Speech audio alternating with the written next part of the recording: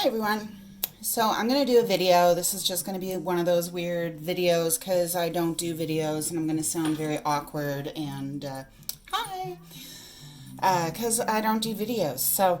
But a friend of ours, Scott, wanted to see the sublimation process. So I'm not going to get into a whole lot of detail on this because sublimation is, not just this one little step. This is just the actual heat pressing step. And I'm going to try and capture it as best I can and give it a little bit of an explanation. So there's a whole design and print process to getting your sublimation. And once you have your printout, it's actually called a transfer. And this is the transfer that I'm going to be doing right now. And there's your blank or your substrate item. It's got a film on it or a coating on it that's polyester based so that this sublimation ink will dye into this surface.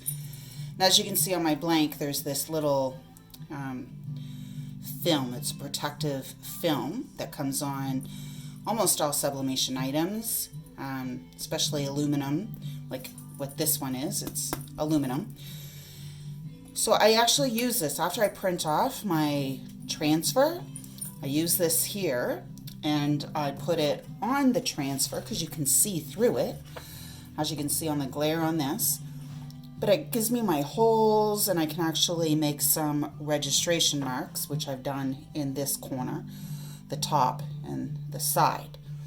So I just want to be able to make sure that when I put this down, because I'm not going to see my image and it's oversized, so you overshoot the sides, that you actually capture this correctly, because you have one shot to do this and that's it. And if you mess it up, you got what's called an oopsie, and I use them for samples because, starting out, there's some oopsies. Just try to make as few oopsies as you can. So I'm going to see if I can line this up so you can see it. This is Teflon. It's just a tabletop ironing board. It just works really, really well for me because of the size. So I use it. But this is a Teflon sheet. So I just put that down to protect it. With these plates, they're sublimated upside down. So I put this down as it is, face up. I've got my registration marks, so I'm going to actually remove this clear protective film because it has done its job. And I'm actually going to switch this around because I'm doing this backwards because of the video, so I want more space here.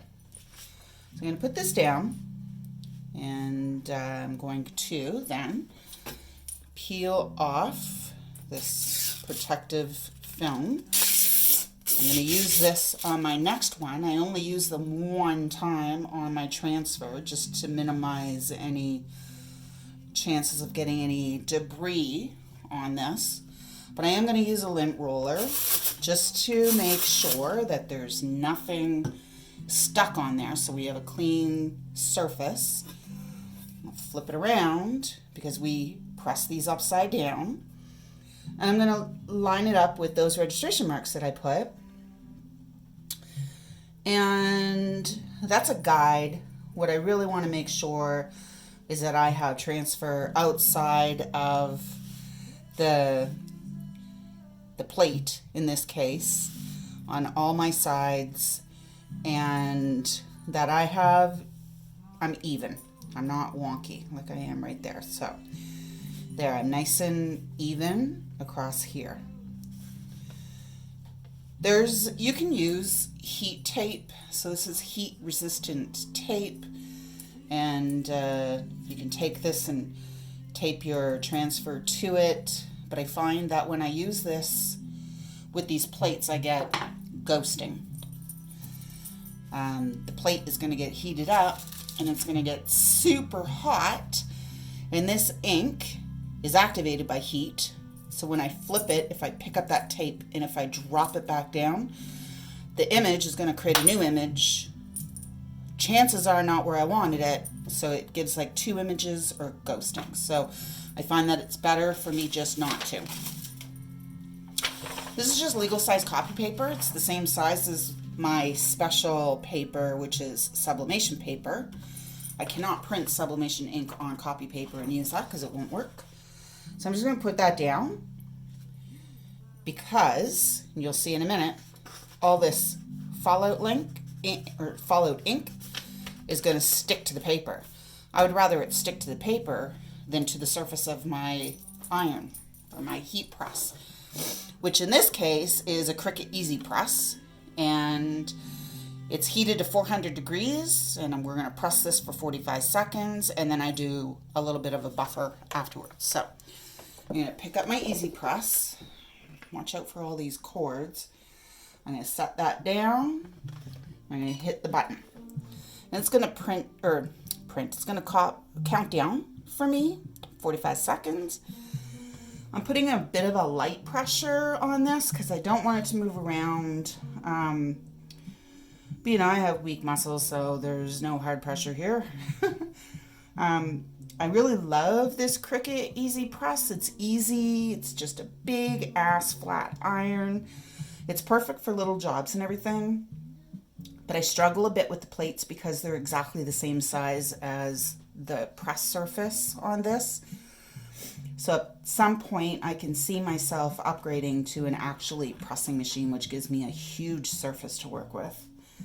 So I've got the 45 seconds, and I'm just going to go ahead and give it a few more seconds on each end. And that way there, I know for sure that my image is hitting all of my edges, right to the edge.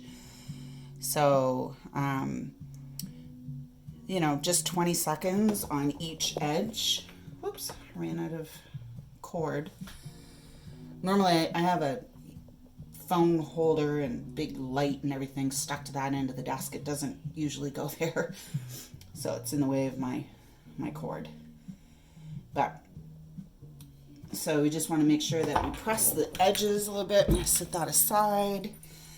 And now you can see that the ink is bled through, which is a good thing because that's what the ink will do. It turns, whoa, it's hot, turns into a gas.